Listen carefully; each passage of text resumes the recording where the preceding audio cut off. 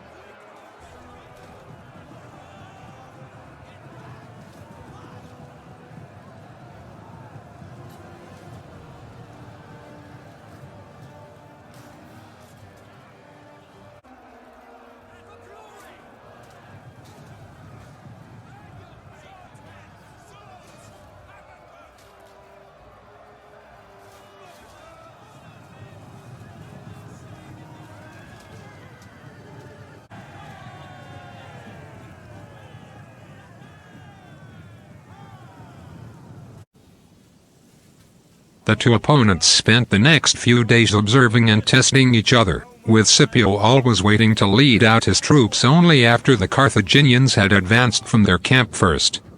The Roman formation always presented the legions in the center and Iberians on the wings, thus leading Hasdrubal and Mago to believe that this would be the Roman arrangement on the day of battle.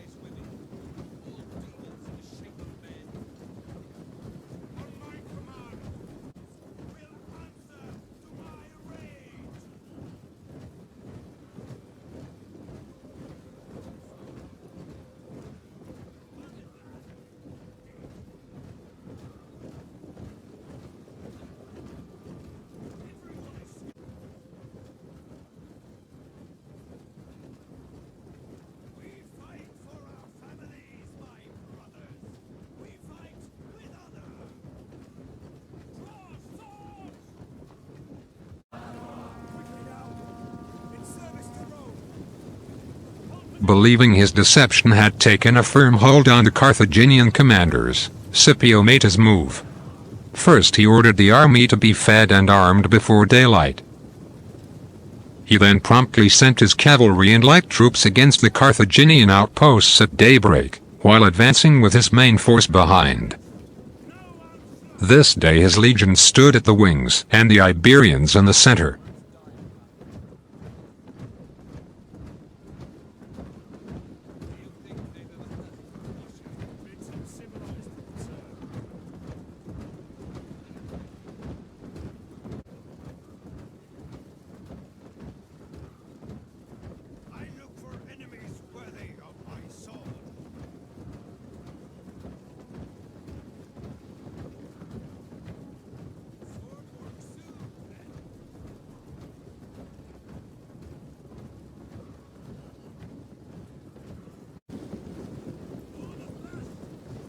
Surprised by the Romans' sudden attacks, the Carthaginians rushed to arm themselves and sallied forth without breakfast.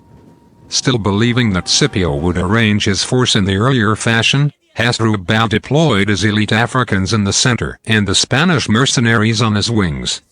He was not able to change formation after discovering the new Roman arrangement because the opposing army was too close.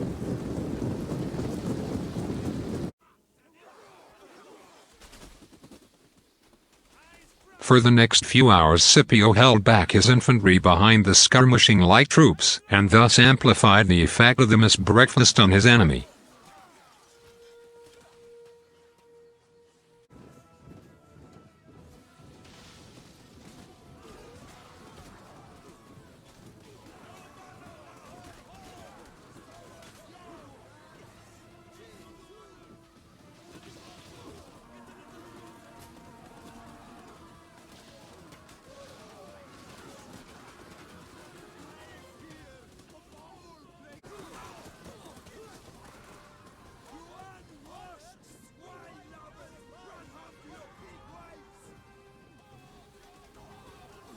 When he finally decided to attack, the light troops were called back through the space between the maniples to position themselves behind the legions on the wings.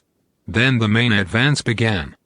With his wings advancing at a faster pace than the Iberians in his center, Scipio formed a concave, or reverse canny battle line. Furthermore, the Roman general expanded his wings by ordering the light troops to the flanks of the legionaries, and the cavalry to the flank of the light troops, thus enveloping the whole Carthaginian line on both sides. Still refusing his center, Scipio's legions, light troops, and cavalry attacked the half-trained Spaniards on the Carthaginian wings from front, flank, and rear respectively.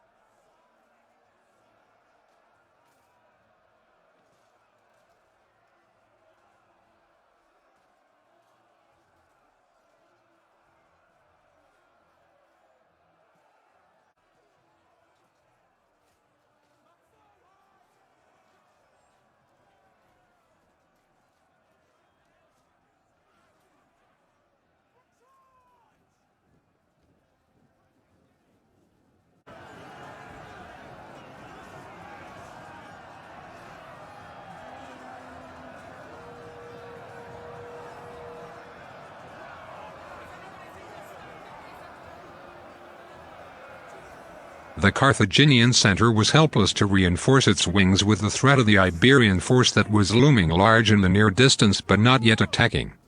With the inevitable destruction of its wings, the Carthaginian center was further demoralized and confused by the trampling by their own maddened elephants, which were being driven towards the center by the Roman cavalry attacking the flanks. Combined with hunger and fatigue, the Carthaginians started to withdraw, at first in good order. But as Scipio now pressed his advantage by ordering his Iberian center into battle, the Carthaginians crumbled, and a massacre that might have rivaled the one in Cannae was only averted by a sudden downpour, which brought a halt to all actions on the field, and enabled the remaining Carthaginians to seek refuge in their camp.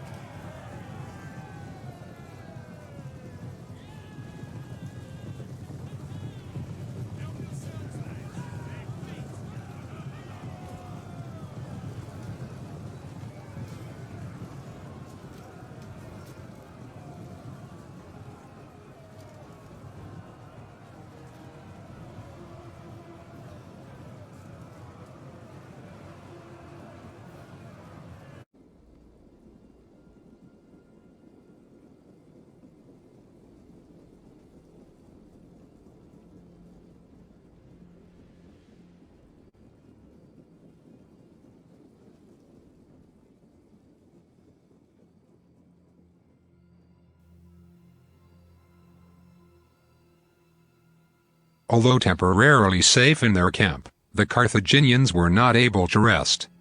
Facing the inevitable Roman attack the next morning, they were obliged to strengthen their defenses. But, as more and more Spanish mercenaries deserted the Carthaginians as night drew forward, Hasdrubal tried to slip away with his remaining men in darkness. Scipio immediately ordered a pursuit. Led by the cavalry, the whole Roman army was hot on Hasdrubal's tail. When the Romans finally caught up with the Carthaginian host, the butchery began.